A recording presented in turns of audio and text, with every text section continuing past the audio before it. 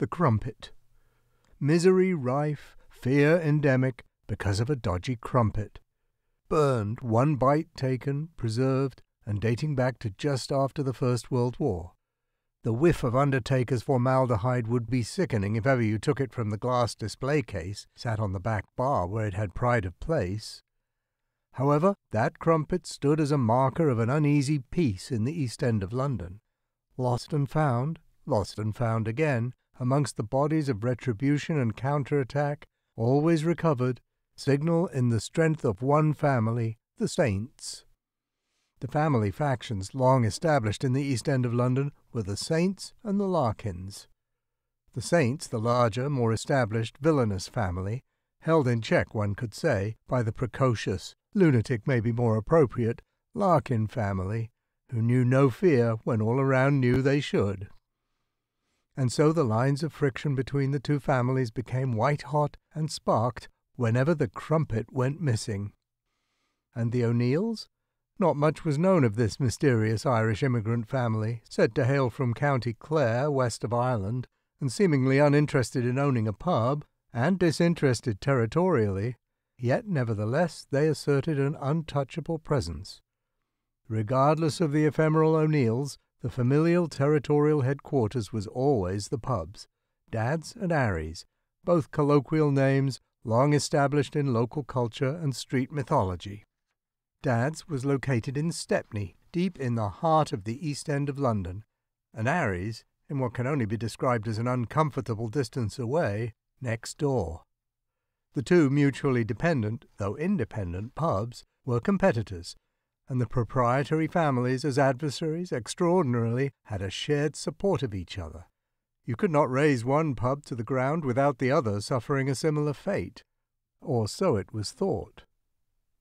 It was from here in semi-detached disquietude that the Saints controlled the docks, their ground, and the Larkins the gambling houses, brothels, and most other satellite industries, servicing mainly the docks, the dockers, and the sailors. So it was that the families needed each other in another twist of fate. Which was the most fertile business depended on your point of view. Either way, the businesses were bomb-proof, in that the docks were untouchable, and you could maybe destroy one or two of the Larkin properties, but not all, and then you would have a war so brutal, and what would be the point, after all? The Saints and Larkins were neighbours, literally. The crumpet was the symbol of a capricious peace. Every now and then, the confection disappearing, and later returned, the Saints temporarily vulnerable.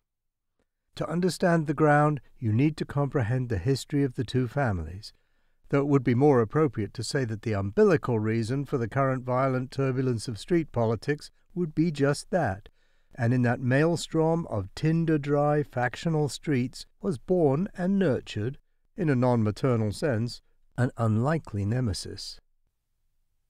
And so it was, from this most unusual and unexpected direction, the life-sustaining cord of palpitant peace was cut.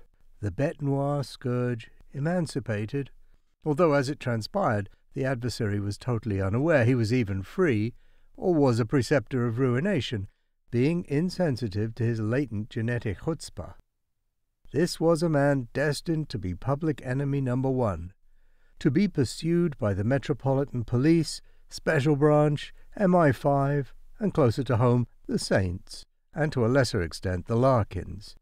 And in all of this there was the Black Rose. The Saints. Bessie Saint had been the fierce landlady of the Dog and Duck pub in Stepney, the East End of London.